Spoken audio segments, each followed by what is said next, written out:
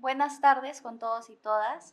Bienvenidos a esta edición de Jornadas Historiográficas titulada Texto, Imagen y Edificio, recorridos metodológicos para estudiar la historia de la arquitectura y el arte, a cargo del doctor Francisco Mamani. Mi nombre es Silvia Fernández y en esta ocasión seré su moderadora. Ahora le voy a ceder la palabra al doctor Carlos Gálvez, que dará unas palabras introductorias. Buenas tardes. Muy brevemente, para agradecerles primero su interés en esta primera versión o primera edición de las Jornadas Historiográficas 2024.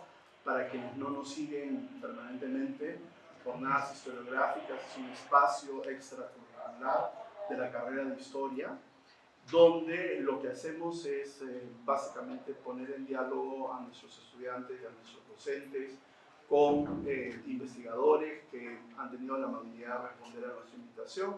El objetivo es básicamente poner en diálogo metodologías y nuevos temas que puedan eventualmente traducirse en nuevas corrientes de investigación entre nuestros estudiantes y también nuevos intereses entre nuestros profesores. Así que creemos que Jornadas Historiográficas, que ya tiene un buen tiempo como actividad institucional, repito, de carácter extracurricular, pero perfectamente articulada a los fines curriculares de la carrera, cumple una función muy importante para nosotros, y por eso les agradecemos a ustedes su participación y su interés, porque eso también nos insta a seguir tratando de agrandar, de mejorar el diálogo con nuestros colegas en otras partes del mundo. En esta ocasión nos visita Francisco Mamani, que es un especialista en historia del arte, en historia material virreinal. Como ustedes verán de su charla, su propuesta, su enfoque es múltiple, y en ese sentido cumple con las finalidades de Jornadas Historiográficas. Síganos a través de las redes sociales de Historia PUC, ahí es donde publicitamos justamente todas las sesiones de Jornadas Historiográficas, y desde ya los invito a la próxima jornada, que es el 9 de abril, donde nos honrará con su visita el profesor Renike de la City University of New York. Sin más, muchas gracias y cedo la palabra a Francisco.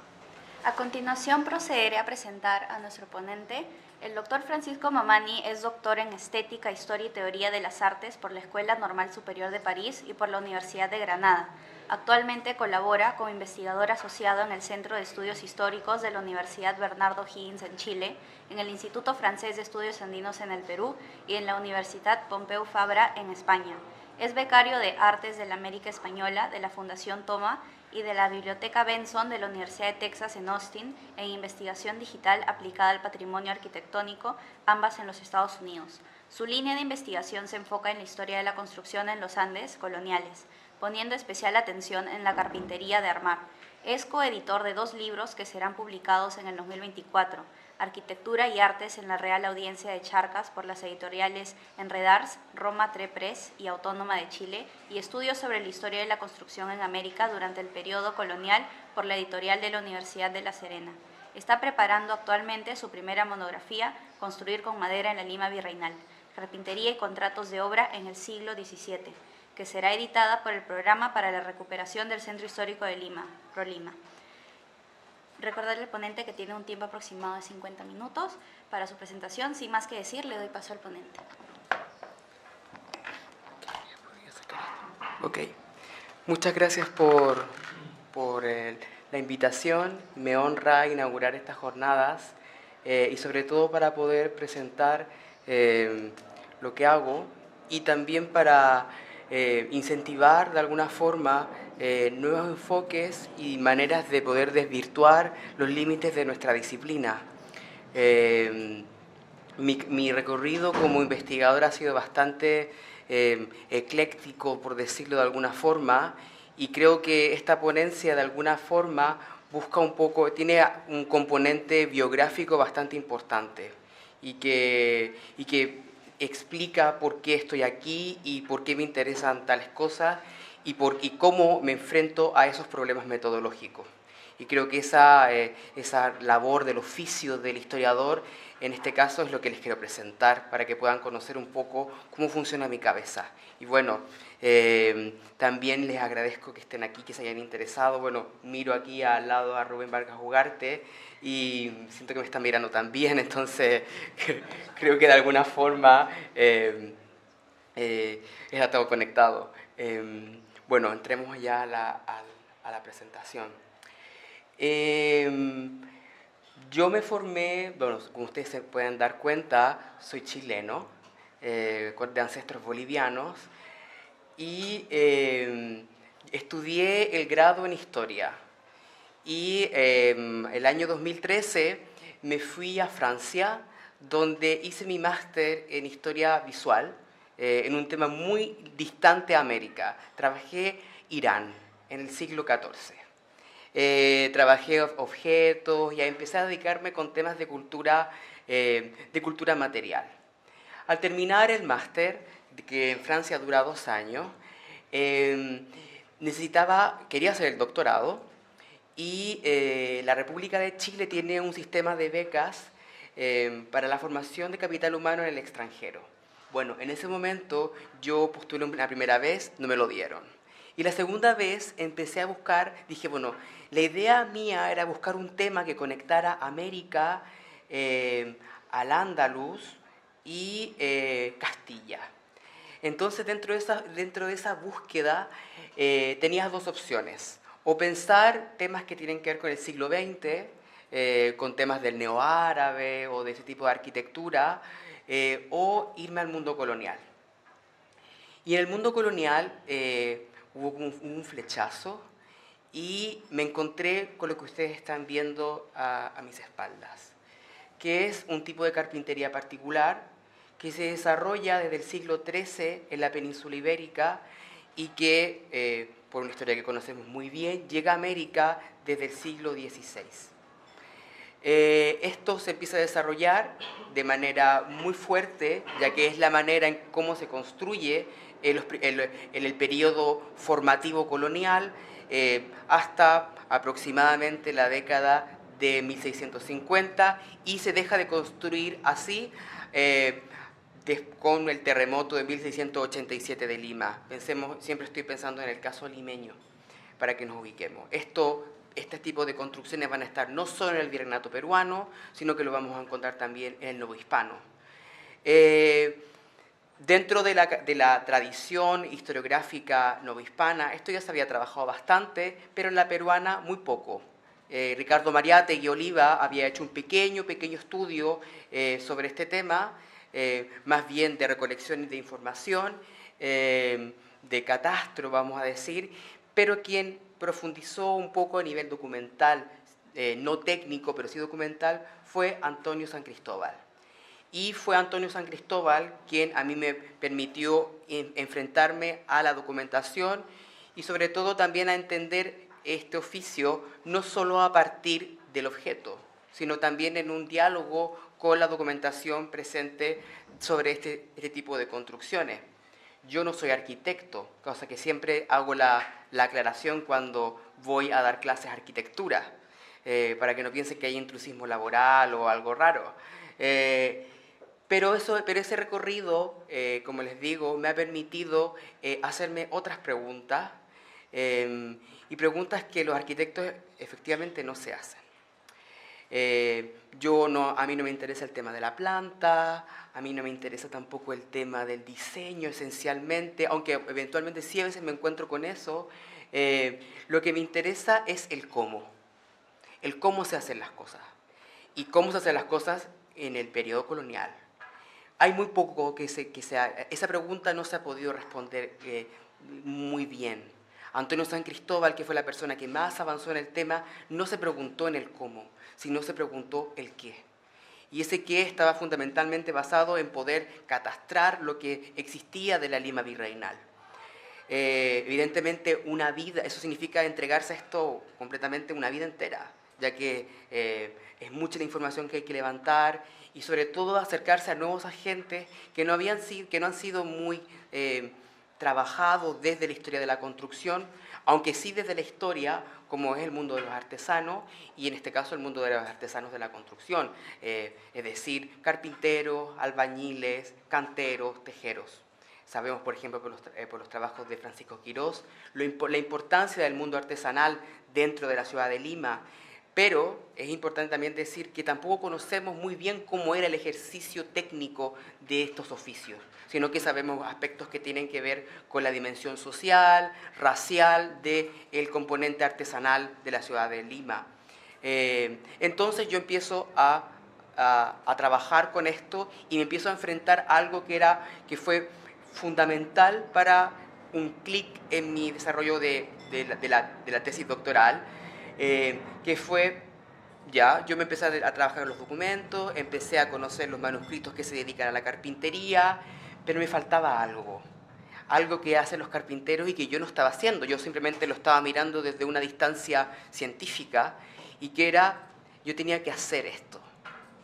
Y ahí fue donde ocurrió el cambio fundamental en mi carrera como historiador del arte. Yo me acerqué a los carpinteros y a los muy pocos carpinteros que se dedican a construir y a restaurar estas armaduras en España. No son más de 4.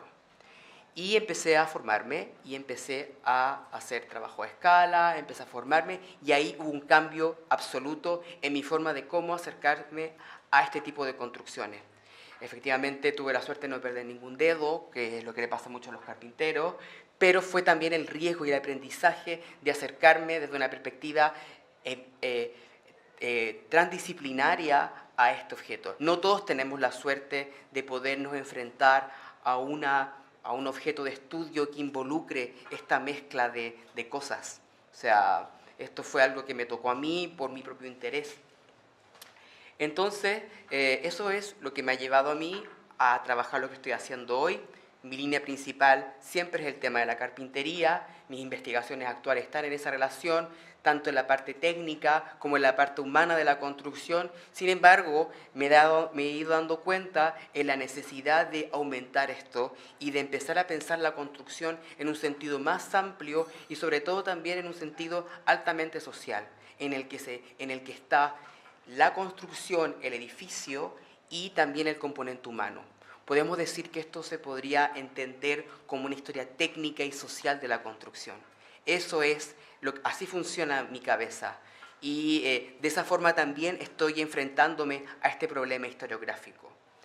Dentro de los ejes que quiero como presentar en esta charla, los ordené en 4 puntos. 4 puntos que también son problemas que no solamente me atañen a mí, sino que sin duda nos atañen a todos los que estamos acá y que nos interesa trabajar la historia.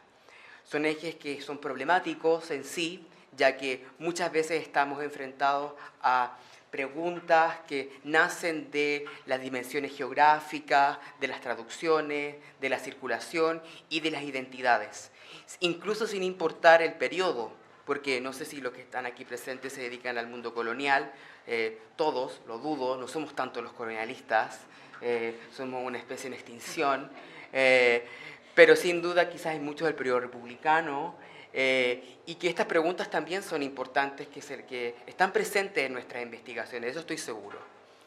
Entonces vamos a partir por el tema de las geografías. Muchos conocen este mapa, y van a ver puntos rojos y un punto violeta. Que sí, yo creo que se ve bien. Sí. El punto violeta, que es el más importante, es la cúpula de San Francisco que está aquí en Lima. La cúpula que fue reconstruida entre los años 70 y 73, que dirigió la obra Víctor Pimentel, y que es una reconstrucción no histórica, sino que una interpretación histórica de la cúpula que existió antes, que es la segunda, y que fue construida alrededor de 1625, se supone, por el carpintero Alonso Velázquez. Pero los puntos rojos son también interesantes. Los puntos rojos son construcciones similares a esta en Lima, y que yo pude catastrar a partir de solo los inventarios que Antonio San Cristóbal había hecho, que había levantado en todos sus años.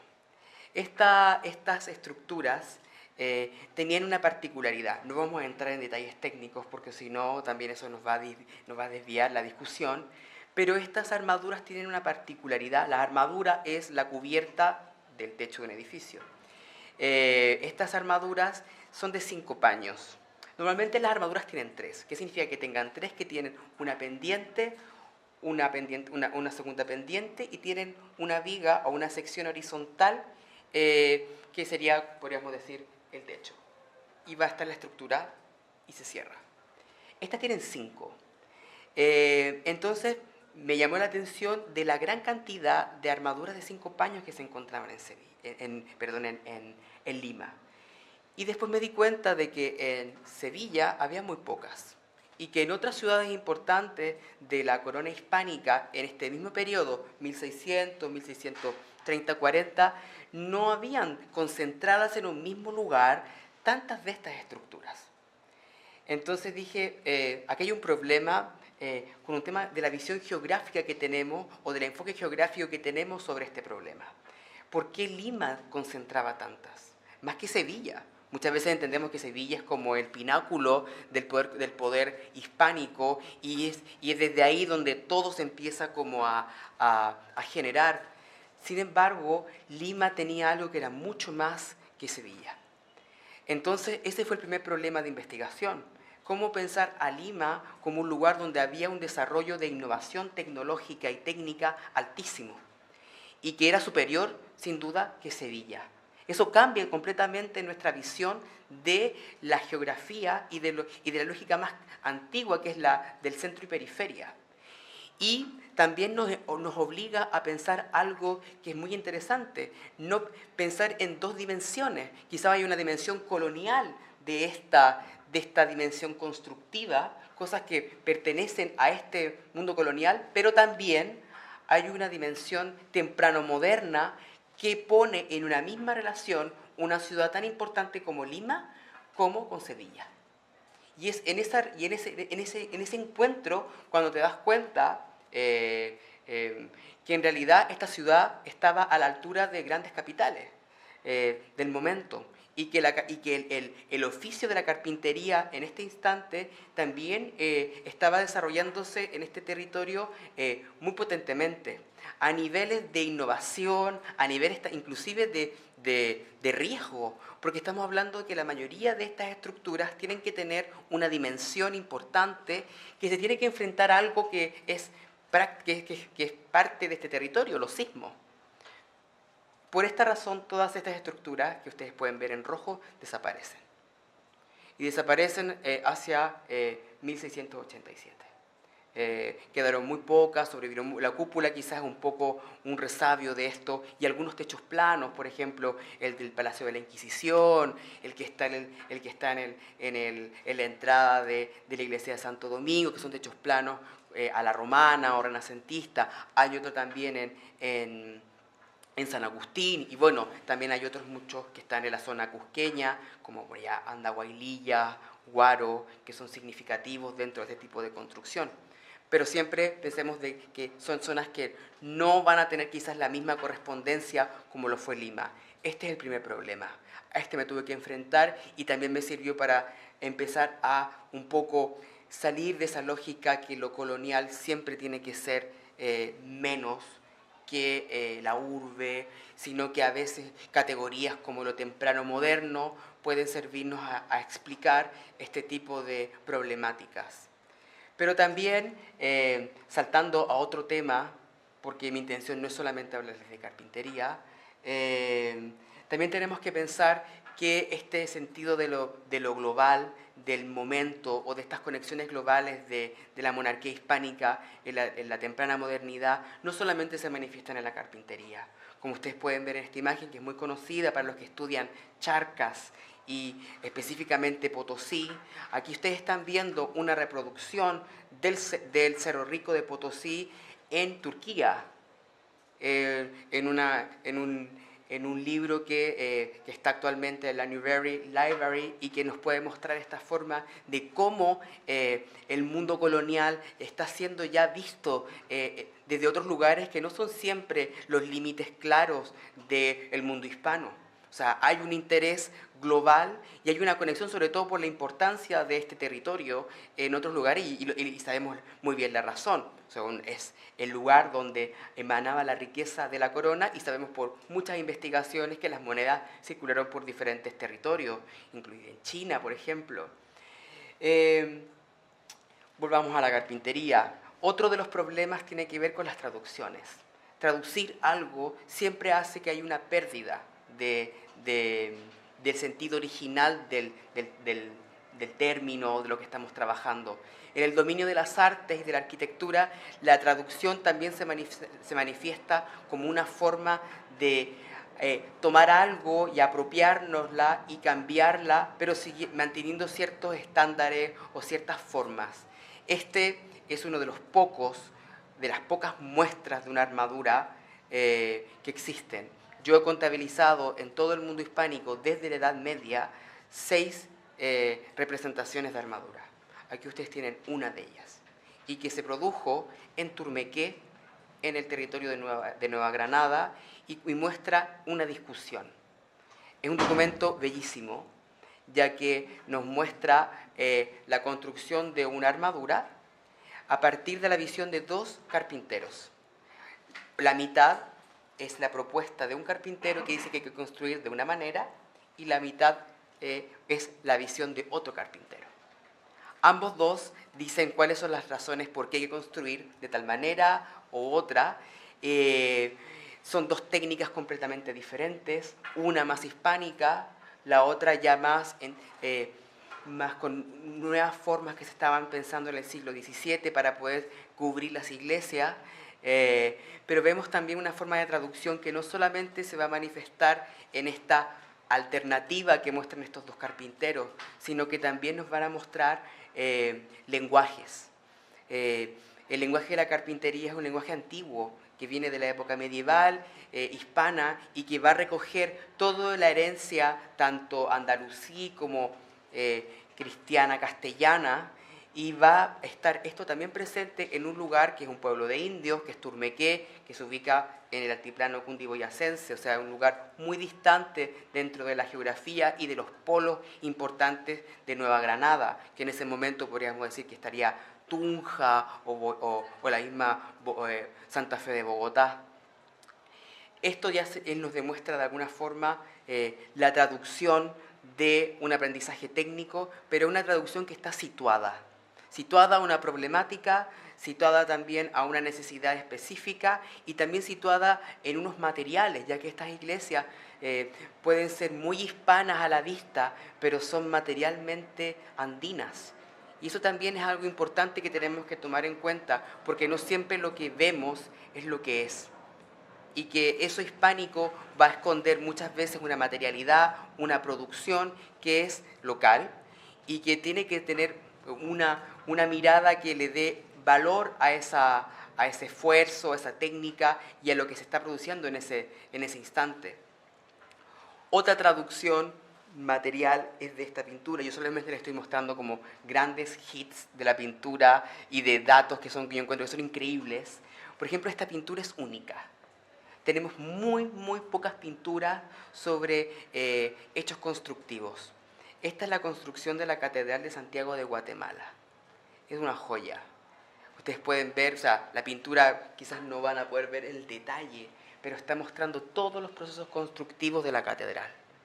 Cómo se mueven los artesanos, cómo mueven las poleas. O sea, realmente muestra en un detalle cómo se construye una obra en el siglo XVII. No existen pinturas de este tipo de cosas para la historia peruana, por ejemplo. Tampoco existen para la historia charqueña.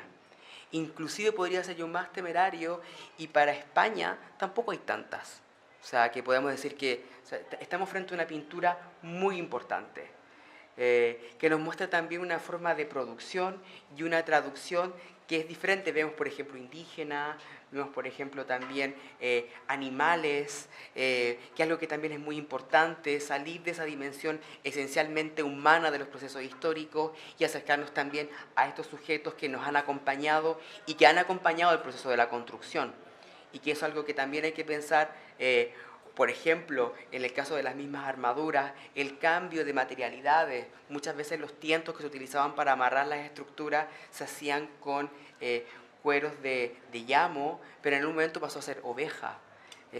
Eso también es un incentivo que nos hace pensar por qué se cambió esa materialidad, materialidades que tenían una tradición antigua centenaria, y hemos pensado en algún momento empezar en la oveja. O sea, hay algo que ahí tenemos que seguir investigando y que hoy por hoy los estudios sobre los animales están siendo cada vez más importantes. Llevamos 5 años de más o menos de producción de estudios de los animales desde la historia. El mundo colonial requiere pensarlos y no solo como un objeto de carga, sino como también como actores presentes de los procesos históricos. Y también tenemos la dinámica de la circulación. Este documento ha sido también muy importante dentro de mi comprensión de la carpintería y que se encuentra en el archivo arzobispal de la ciudad, y que son las ordenanzas de carpintería. Estas ordenanzas son muy importantes porque van a explotar diferentes problemáticas en torno al ejercicio de este oficio en el siglo XVI. ¿Cuál es el mayor problema que da nacimiento a estas ordenanzas? Las ordenanzas sirven, para los que no conocen, para reglamentar, en este caso, un oficio. La reglamentación que va a estar dado para su ejercicio práctico, como también para la examinación de los oficiales. También a veces daban normas para poder trabajar el corte de la madera, por ejemplo, eso pasa en el caso de Sevilla, quiénes podían ejercer, quiénes no. Y es justamente ahí donde quiero enfocarme en este momento. Las ordenanzas de carpintería de Lima se escriben porque un grupo de carpinteros españoles durante el siglo XVI y de manera consecutiva no querían que afroperuanos ejercieran el oficio. Y se unen durante aproximadamente 30 años, y eso se puede ver en el libro de cabildos de la ciudad, para evitar que estas personas pudiesen ejercer. A tal punto que estas ordenanzas se escriben hacia 1675, y es gracias y junto con el virrey Toledo, que es el que inaugura esta ordenanza, él escribe el inicio del texto, dicen que esto se escribe para evitar que estas poblaciones puedan ejercer porque malogran la policía de la ciudad. Esto siempre hay que leerlo con una doble mirada. O sea, ¿será realmente que hacían las cosas mal o era simplemente competencia? Y que los españoles ya se habían quejado hacia el año 1640, 45, que habían muchos españoles que no tenían trabajo, porque habían negros que ejercían el oficio que no se querían examinar. Entonces vemos que también hay una política corporativa de este grupo de españoles de querer evitar que una población africana que estaba ejerciendo, que estaba al margen de como vamos a decir, establishment español, si me permiten esa libertad del término, y que en el fondo ocurre algo muy paradójico, fue un fracaso.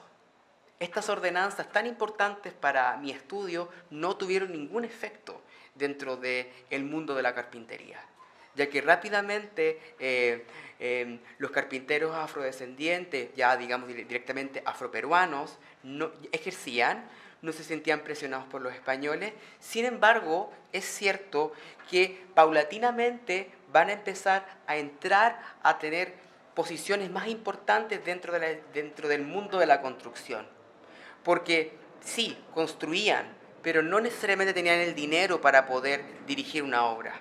Y eso también es muy importante. Los españoles tuvieron ese monopolio durante algún momento porque tenían redes, tenían conexiones y con eso podían firmar los contratos, se prestaban plata entre ellos, y eso hacía que muchos de los contratos que nosotros podemos trabajar hoy por hoy sobre la construcción van a estar firmados por españoles durante los primeros 120 años del periodo colonial, pero no es porque no existiesen las otras personas y que no tuviesen un rol importante dentro de la construcción y que no aplicaran sus saberes y que hicieran cosas, sino era porque no tenían el dinero para poder dirigir esas obras. Eso empieza a cambiar paulatinamente ya en el siglo XVII y tenemos, por ejemplo, una figura preponderante que es Santiago Rosales a finales del mismo XVII, que va a ser un arquitecto afroperuano y que va a ser el responsable de muchas reconstrucciones después del terremoto de 1687, una figura central para la historia de Lima y sobre todo para la reproducción del sistema de Quincha, un afroperuano. Sigamos con las traducciones. Aquí tenemos un caso, y sobre todo de la traducción, de la circulación, y sobre todo de la circulación de la norma. Tenemos esta pintura muy conocida que nos muestra al virrey de Superunda, que su labor fundamental, ustedes lo saben mejor que yo, estuvo detrás de la reconstrucción y sobre todo de este gran sismo que cambia la historia de la ciudad, pero también él hace algo fundamental. Él ordena que se deje de construir con madera y que sea la quincha el sistema constructivo que se imponga en la ciudad. Y sabemos muy bien que la quincha es un sistema constructivo de fusión de técnicas hispanas, originalmente es una técnica andina, pero la quincha que vamos a conocer ya en el siglo XVI, que es el periodo formativo y de aprendizaje de los españoles con esta técnica, pensemos hacia 1620, Constantino Vasconcelos empieza a experimentar la quincha en la iglesia de la Veracruz y también en la iglesia de San Francisco, pero ya paulatinamente después, en la segunda mitad del 17, Fray Maroto empieza ya a trabajarla y empieza también a construirse con quincha, pero ya es Superunda quien dice, este sistema es el que nos va a permitir tener una arquitectura antisísmica. Y ahí vemos cómo la circulación de una norma va a permitir que una arquitectura aparezca y que es la que tenemos actualmente hoy en esta ciudad. La gran parte de las estructuras hoy por hoy tienen la quincha y tienen sistemas de bóvedas encamonadas que están conectadas con esta técnica constructiva. Por lo tanto, hay esa circulación de ideas y que nos va a permitir de alguna forma asumir cómo una norma va a dibujar una nueva forma de entender la arquitectura de esta ciudad. Y ahora, en la parte final, sobre todo, que tiene que ver con la identidad, y que ha sido también uno de los problemas que me ha acompañado bastante, y que para mí es importante siempre tener presente, los arquitectos, y esto quizás es veo algunos arquitectos acá, me van a disculpar, pero los arquitectos han estado muy concentrados en los arquitectos y en la figura del genio. Ha sido una marca en la historia de la arquitectura, el genio, el que piensa. Pero estamos en una época donde no hay muchos arquitectos. Los arquitectos empiezan a aparecer, sí, en el siglo XVI, en España y en el mundo europeo, pero los arquitectos empiezan a aparecer en el mundo andino paulatinamente en el siglo XVII. ¿Quiénes eran entonces quienes pensaban la construcción? Los carpinteros, los albañiles, que dentro de nuestras lógicas muchas veces pensamos que son personas que están más abajo dentro del razonamiento técnico o del saber constructivo. Es cierto que hay una diferenciación entre los oficios mecánicos y los oficios liberales y van a distanciarse los mecánicos como los carpinteros, los albañiles del arquitecto, que va a tener este conocimiento liberal dado por la perspectiva que se desarrolla a partir del siglo XVI, al menos en el mundo hispánico. Pero una de las cosas que a mí me interesa sobre todo es hablar de estas personas. Hablar de quienes construyeron y que no son los grandes genios que podemos pensar o que existe esta lógica del genio único, que evidentemente me niego a creer que exista, sino que aquí hay una comunidad de personas que piensa la construcción y que se apoya y que no necesariamente el que firma es el que piensa, sino que muchas veces hay un equipo y que los mismos contratos lo dicen. El carpintero viene con su equipo de trabajo, el carpintero viene con su equipo de albañiles también. Y entre todos pueden pensar o decir, bueno, vamos haciendo... Esto pasa hasta el día de hoy, que hay esa discusión, ese diálogo, y eso no es muy diferente al periodo colonial. Y aquí, en este caso, también les muestro otra de mis... Solamente les he mostrado como mi pintura favorita. Esta es una iglesia que se encuentra en Quito, que es la iglesia de Santo Domingo. Y a principios de la década del 2000, donde ustedes pueden ver aquí, donde está esta representación de la Virgen del Rosario y los santos de la Orden Dominica, había una pintura que tapaba esta pintura mural, que era la misma historia. solamente que no era la pintura mural. Dentro de su restauración se eliminó, se quitó la pintura y se pudo ver esta pintura mural. Y podemos encontrar, como ustedes pueden ver, en su esquina a una persona.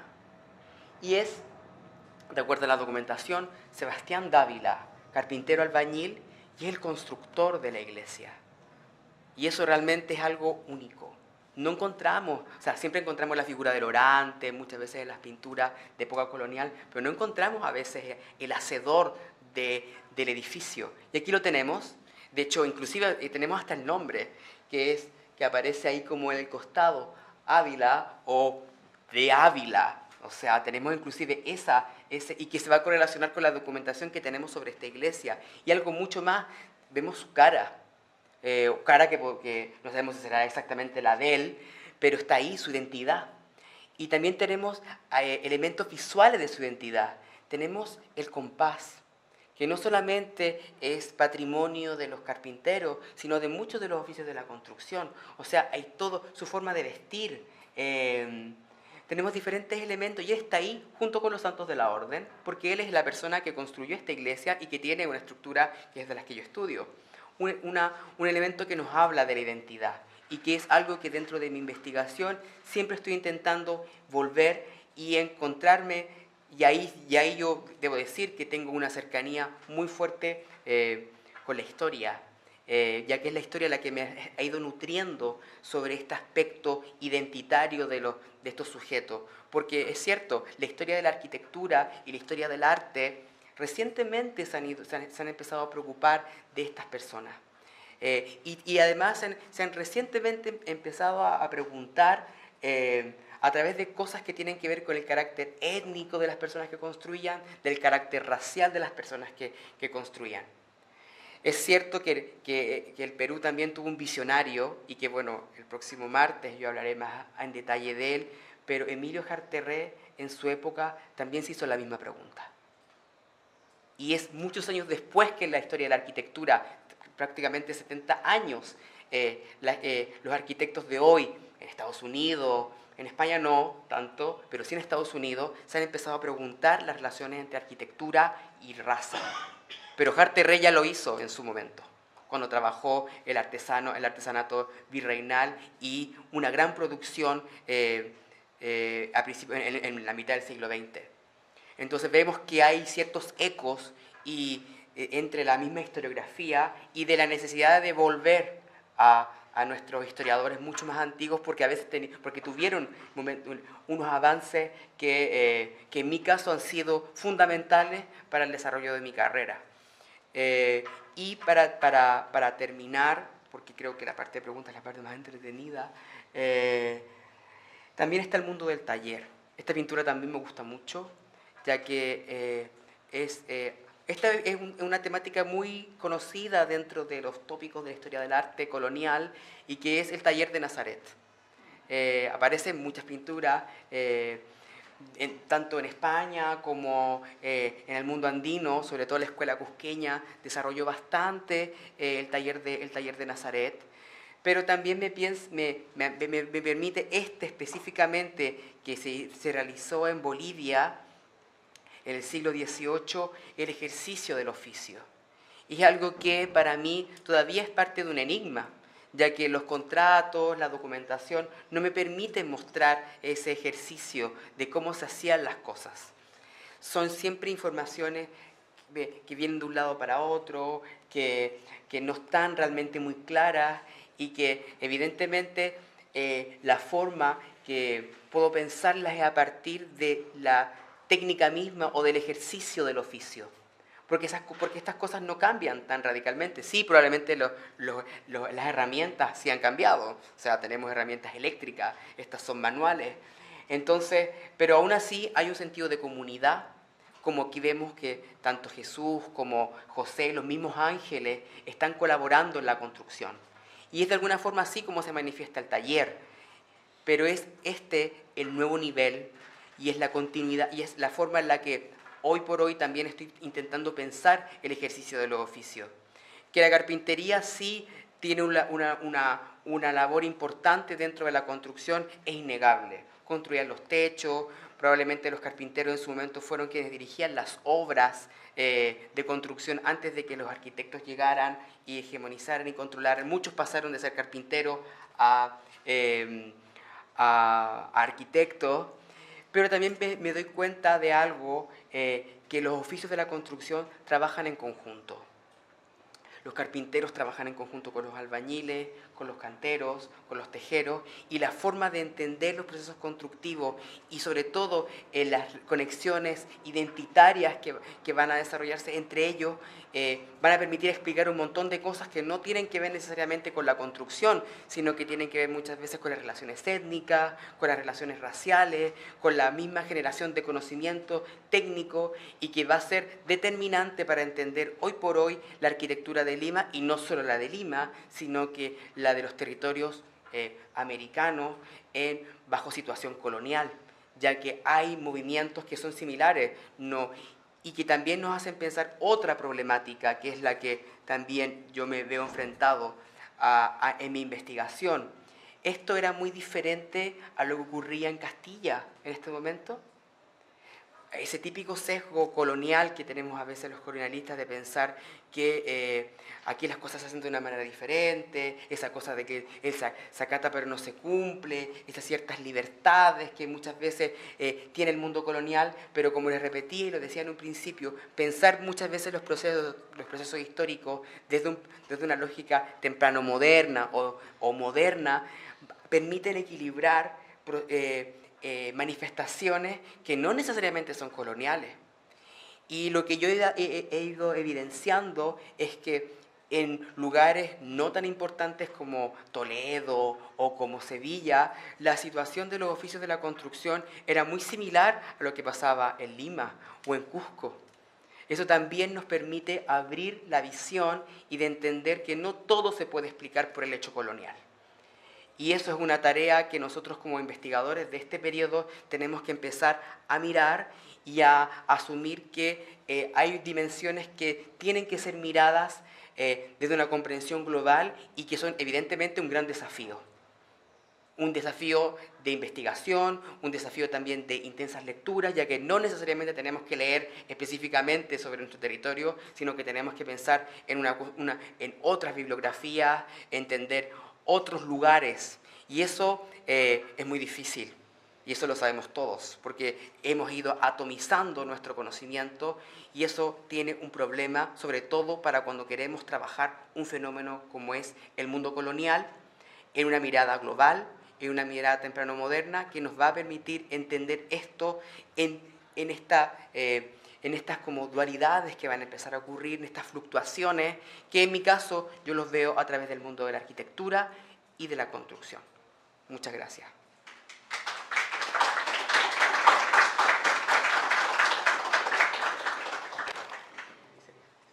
Muchas gracias, doctor Mamani, por la interesante ponencia. Ahora daremos paso a una ronda de preguntas por parte del público. Quien tenga una pregunta puede levantar la mano. Muchas gracias.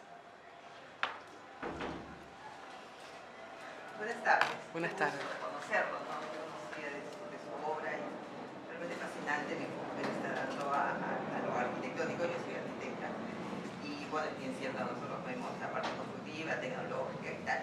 Pero dentro de su investigación me queda la duda, porque, repito, no lo conocía, perdónenme. Me imagino que usted también en algún momento va a enfocar lo que será como escuelas regionales, ¿verdad? Porque hace mucha diferencia este Lima, Cusco, y tiene una respuesta también desde su mirada, desde lo humano, de lo social, ¿no? Porque no es lo mismo construir en Lima que en Cusco, en Puno. De repente en algún momento usted nos va a sorprender con una investigación referida específicamente a cómo se abordaba sus conceptos en la Escuela Regional de Lima o en la Escuela Regional de Puno, por decir, ¿podría ser? Sí, yo creo que yo no sé si yo podría hablar que existe como una escuela. Porque, por ejemplo, en ciertos lugares que no son como los grandes centros del poder virreinal, como Lima y Cusco, efectivamente, hay una intensa circulación de maestros. Entonces y eso ya está evidenciado por la documentación. Entonces, y también hay una producción también local muy intensa, o sea, rápidamente la gente empieza a aprender a construir. Entonces, esa cosa como de identificar como una escuela, que es algo que metodológicamente es muy práctica, pero no necesariamente a veces es históricamente o científicamente correcta, ya que muchas veces pensamos de que esto tiene una identidad, tiene unas características, pero a veces cuando entramos al edificio y como arquitecta o como restauradora, o que un edificio no necesariamente cuando empezamos a entrar nos damos cuenta que no necesariamente va a responder a la tipología general, va a contarnos otra historia y que de decisiones, y eso muchas veces rompe la lógica de escuela. Por eso prefiero más bien hablar de una circulación de técnica y de la localidad en relación a ciertos centros donde habían técnicas más hispánicas, que probablemente, porque había también un diálogo más fuerte con las grandes urbes del imperio. Pero sí creo que lugares como por ejemplo Puno eran altamente como conectados con el mundo global. O sea, no por nada Juli era el centro de la arquitectura jesuítica del altiplano. ¿Podemos pensar que eso es periférico? Yo creo que no. O sea, está realmente conectado con todo el mundo charqueño. Entonces, son tipologías que se desarrollan en un lugar, pero que tampoco son muy distantes a las que vamos a encontrar en otros lugares cercanos a ese lugar. Creo que hay que pensar a partir de una circulación, de un aprendizaje común y sobre todo también de una necesidad local, más que de pensar como en una escuela, que bueno, la historia del arte también, y yo también a veces utilizo el término de la escuela cusqueña, pero hoy por hoy los historiadores del arte están en contra de hablar de escuela cusqueña porque se ha pensado muchas veces que ha sido una invención historiográfica para crear una identidad cusqueña, para darle como un realce, y quizás no sea una escuela, sino que simplemente sea el arte de Cusco. Yo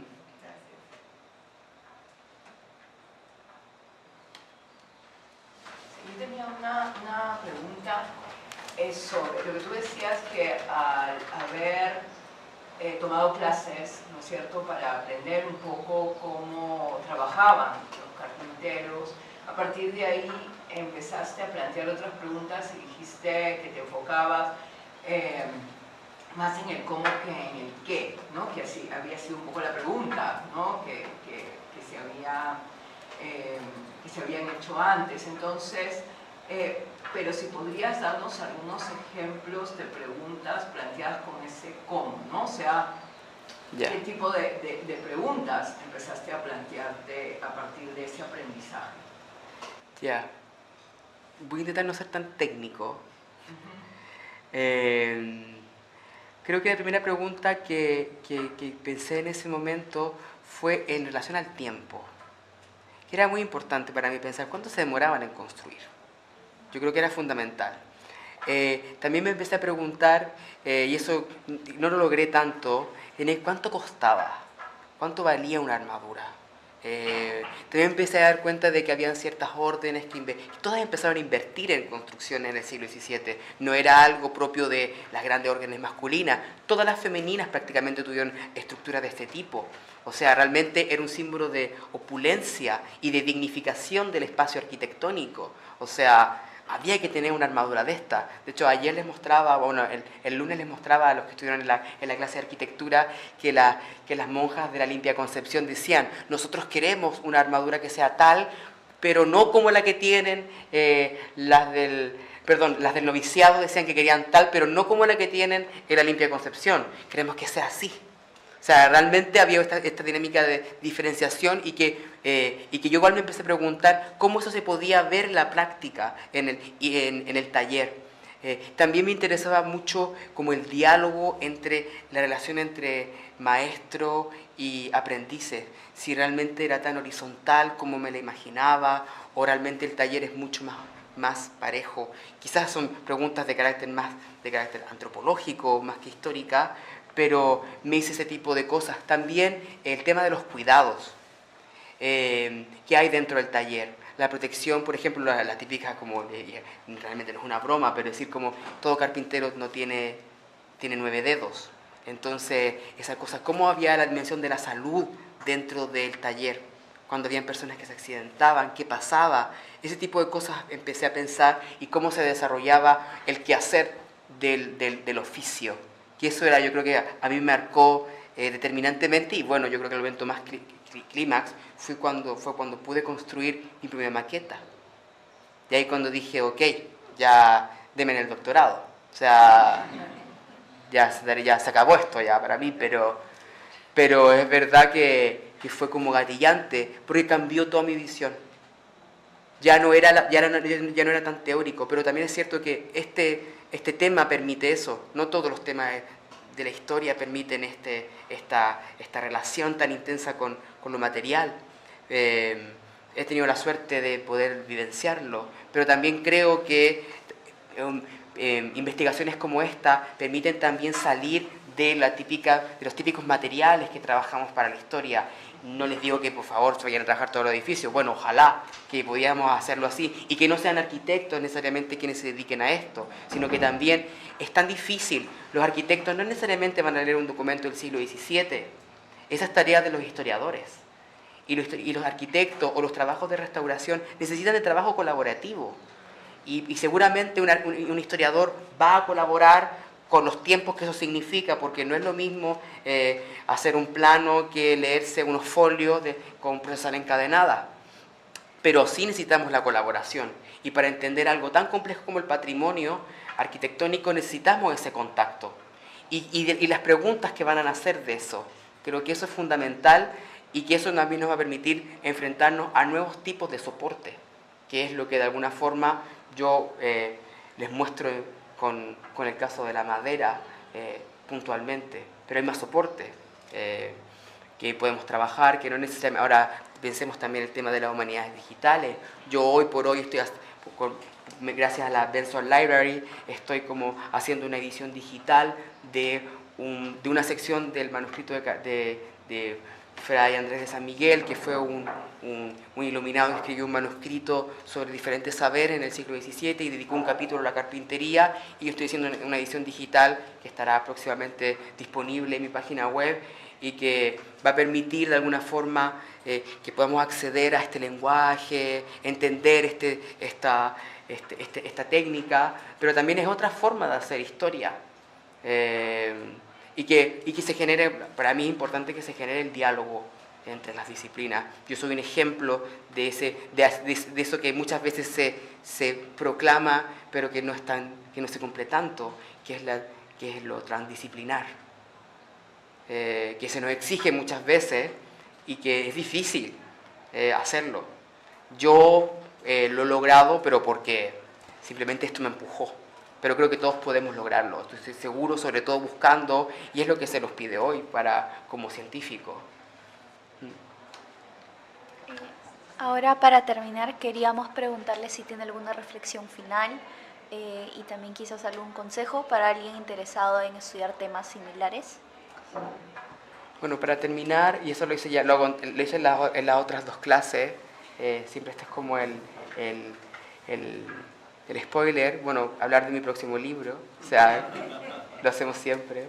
Aparte es mi primera monografía, entonces me siento así como padre de primer hijo, así como... entonces, bueno, este libro va a aparecer el próximo año por ProLima, va a ser este libro va a tratar, como cuando me presentaron, sobre los conciertos de obra. No lo hago solo, lo hago con Javier Domingo, que es uno de los mayores especialistas en carpintería histórica en España. Él es arquitecto, él va a dibujar las armaduras, entonces a partir de los contratos de obra, nosotros vamos a dibujar las armaduras y eso va a permitir ver de una forma interpretativa, por supuesto, porque, como ustedes saben, no siempre los contratos van a mostrarnos lo que realmente es o lo que realmente se hizo. En el camino pueden haber ocurrido muchas cosas, que se haya cambiado el material, que el comitente se le haya ocurrido que no lo quería así, lo quería de otra forma. El contrato no es algo, es opaco, o sea, hay que entenderlo así. Pero nos permite de alguna forma entenderlo, una interpretación dibujada y algo muy importante, conocer la Lima del siglo XVII, la Lima que les estoy presentando hoy, y que me encantaría que pudiesen verlo y que pudiesen entender un poco más de una ciudad que no conocemos realmente. Y que gracias a la carpintería van a poder conocer un poco mejor. Así que muchas gracias.